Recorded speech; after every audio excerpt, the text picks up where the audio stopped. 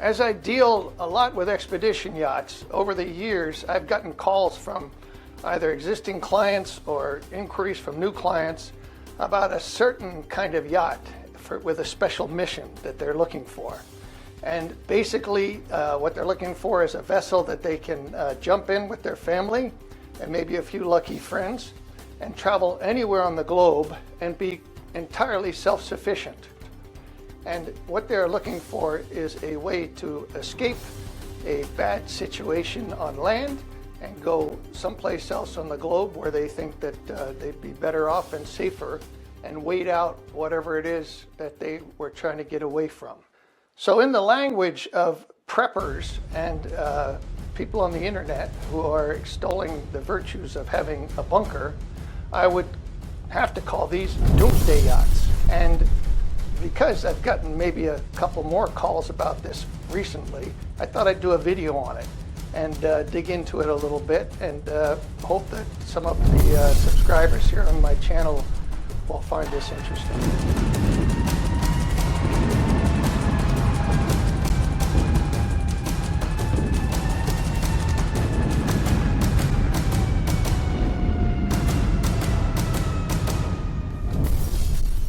So when I started to do my research for this video, I went on the internet and Googled a couple of things, and apparently preppers are building all kinds of bunkers for all kinds of scenarios, and these appear to be quite sumptuous, to borrow the words from another YouTube channel. But I wanted to look into these bunkers a little bit more and see how practical they really are and how they would stack up against a doomsday yacht, because we need to know that for people to make the decision about the right doomsday scenario that they want to pursue. So immediately with a bunker, I think of possible liabilities. One would be the endurance. I mean, how long can you stay in a bunker? If the air goes bad, if there are forest fires or radiation or whatever, you got a problem. As far as the water supply, I got to believe that there's a lot of water underground, and you can get your hands on that, and as long as your well doesn't run dry, you're probably pretty good on water, or it doesn't get polluted. I think power in a bunker, in terms of generating electricity, it's going to be finite if you're depending on fuel, obviously.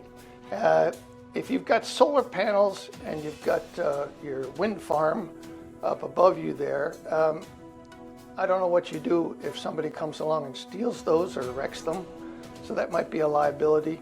A couple other things about bunkers. There are things that can happen in your bunker over time that could be problematic. Any sort of health or medical emergency, obviously. You can have a clinic. Maybe you got a friendly doctor that wants to move in with you. Some sort of accident happens in the bunker. Say one of your favorite Teslas that you brought in with you catches on fire, or your lithium batteries blow up. Catastrophic event, you're going to have to get out of the bunker fast. So that could present some other problems because you're geographically stuck in the location of your bunker. There may be a time that your bunker location becomes a liability. One could imagine that the neighbors outside of the bunker might have discovered your location and might realize that you have a pool and lots of food and stuff like that, and they may come knocking on the door. And then at the end of this overall occurrence that drove you into the bunker, are you in a location that you feel safe coming out of the bunker? I mean, maybe the spot you picked wasn't the right spot. You're kind of stuck for your reemergence. Anyway, those are just a few of the things that come to my mind. I'm not a big prepper, and I'm sure that there are plenty of people that have thought this out a lot better. And you will guess that what I really want to talk about is the doomsday yachts. So for those of you who are not already committed to a bunker, you might now want to think about a doomsday yacht, or maybe you already are thinking of one.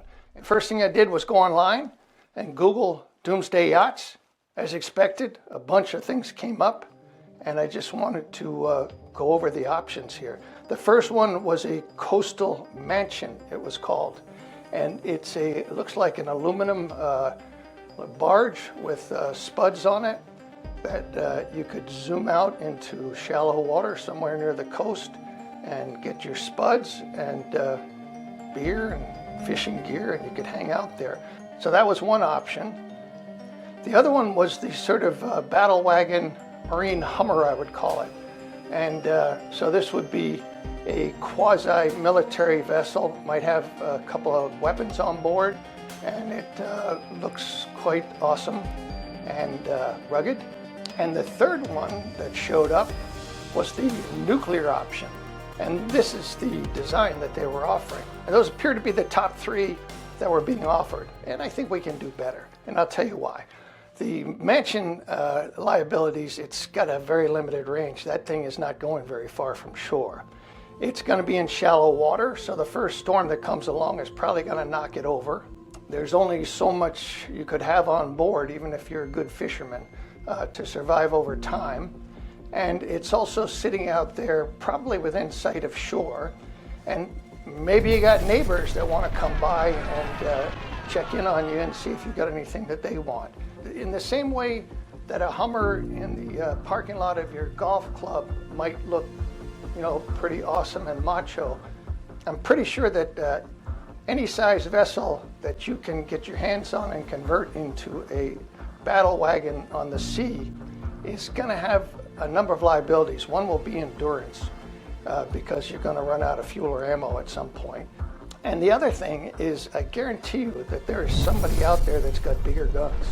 So I'm not sure that you want to approach this exercise in a sort of aggressive, militaristic fashion. The nuclear option I'm not really going to talk about because it's just not practical, and I don't think it's worth talking about.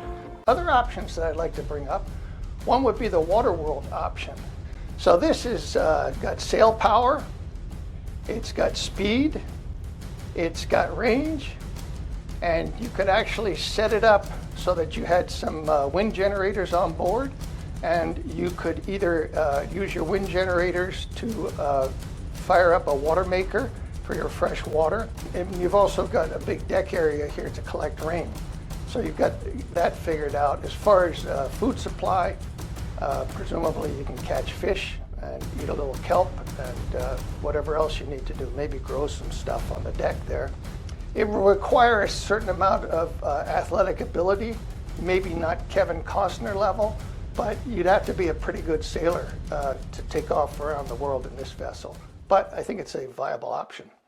As with every vessel, the first thing I like to do is define the mission. So let's talk about Doomsday Yachts and what the mission should be. The first item would be escape. You want to be able to have the yacht ready, jump on board, and off you go.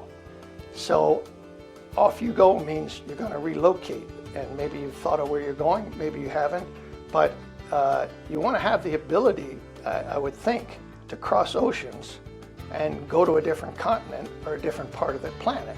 So that is a capability that is worth keeping in mind, because it will eliminate a lot of the vessels that are going to be available to you. It should probably have some defensive mechanisms, and that could be all the way from a ballistic pilot house to who knows what, bulletproof glass, and then sort of semi-offensive weapons to keep people away from your boat. And that could be the subject of a different video. I've been on yachts that allegedly had surface-to-air missiles. There's all kinds of defensive things that one can do on a reasonably sized yacht to keep yourself safe and keep people away you don't want to see.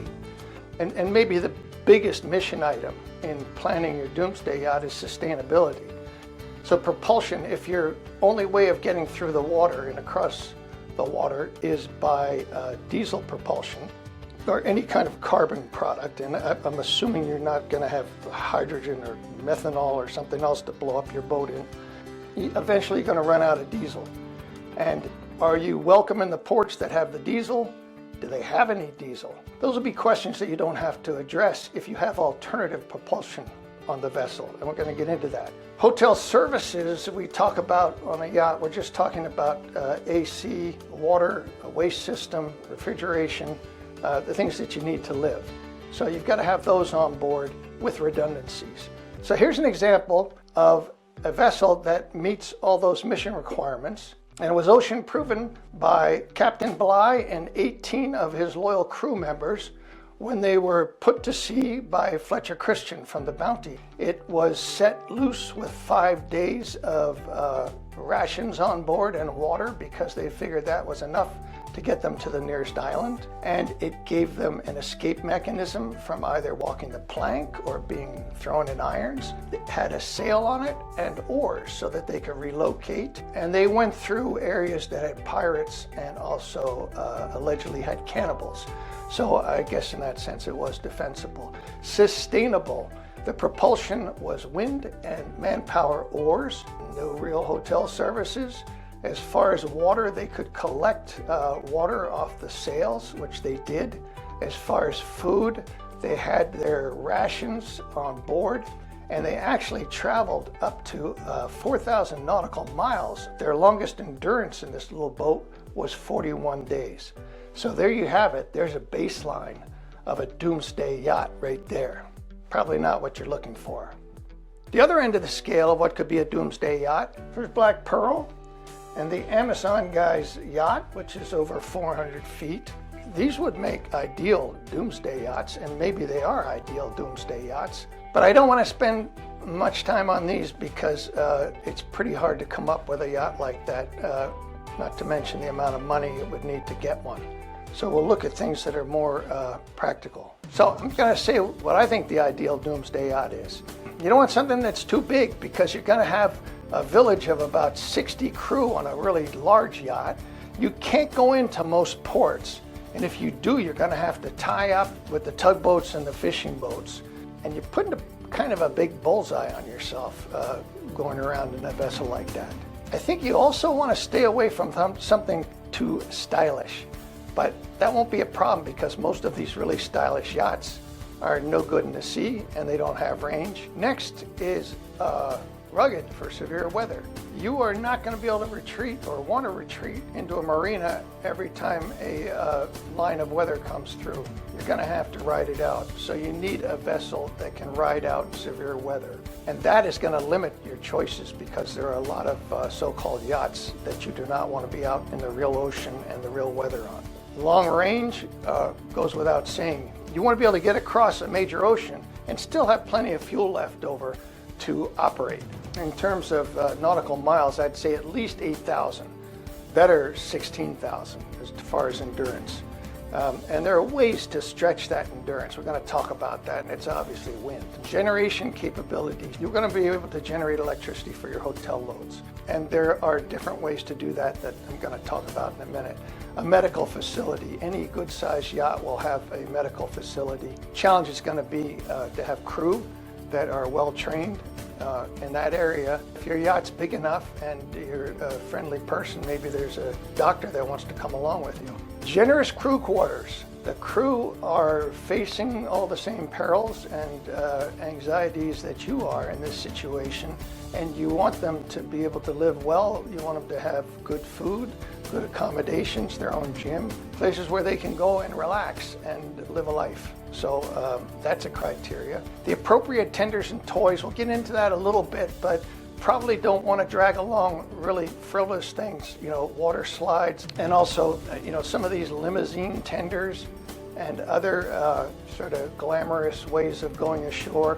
Those are not going to be the kind of things that you're going to want to have. You're going to want more of a sort of beach landing craft, more rugged ribs and ways that you can get ashore. And actually these sort of tenders and toys are going to be part of your plan B if you need to get away from the yacht. And let's get into the plan B. Just like in the bunker where you at some point might want to get out, the same thing can happen on your doomsday yacht.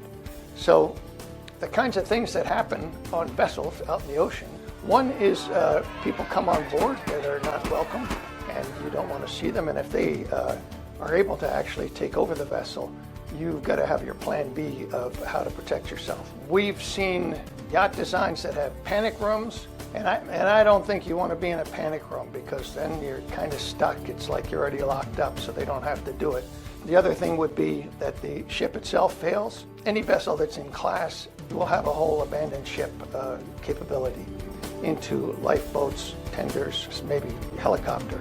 Hopefully you're close enough to land and you've got a place that you can go, good for whoever can get on the helicopter. You can have different kinds of tenders that are fast and capable, and they can get you away from the boat in a hurry.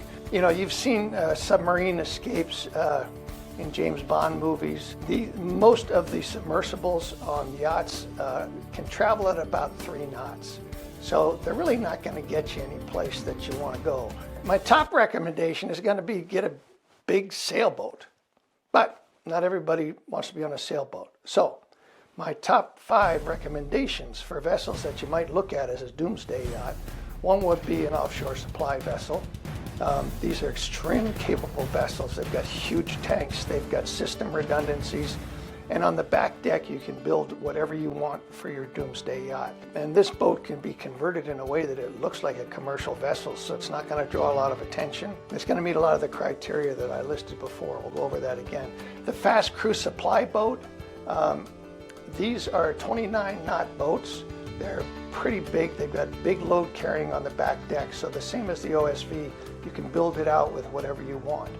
They generally have triple or quadruple engines, so that would be gas hogs. However, if you run them on 2 engines, they're actually quite economical.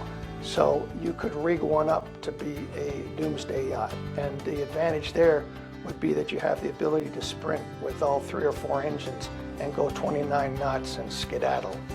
Another class of ships that would be good for this are survey ships. So these are generally built for governments. They go in all oceans, and they have great capabilities, and they've got good crew quarters and other accommodations for the scientific people. Coastal patrol vessels, obviously these are rugged vessels, good capabilities. Ex-military, hard to find. There's the stuff that's out there is maybe too old to revive, and it might not be the look you want because you could attract attention from other military that mistake you for being military and get yourself in a situation you don't want to be in. The recommended mods for any of those boats, I would recommend system redundancies, at least 1 backup system for things like your water makers, and maybe 2. You're going to want to have maybe 3 or 4 generators. You're going to want to have additional fuel and water tanks. The commercial vessels tend to have huge tanks that they use for supplying the oil rigs. So you can repurpose those to be long-range tanks. Upgrade your accommodations on these vessels if they already have accommodations, particularly for the crew, because some of the crew quarters are, they'll put 2 or 4 people in the cabin. You probably want to have more single cabins and better mess areas, gym, and facilities for your crew. And I think the reasons for that are obvious.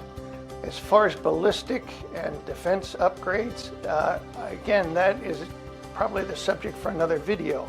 But with a steel hull like that and a steel pilot house, you can do ballistic upgrades, and it's not a big deal. As far as the defense weaponry, it's so wide-ranging. You've got high-power fire hoses on a lot of these commercial vessels that can be good defensive weapons.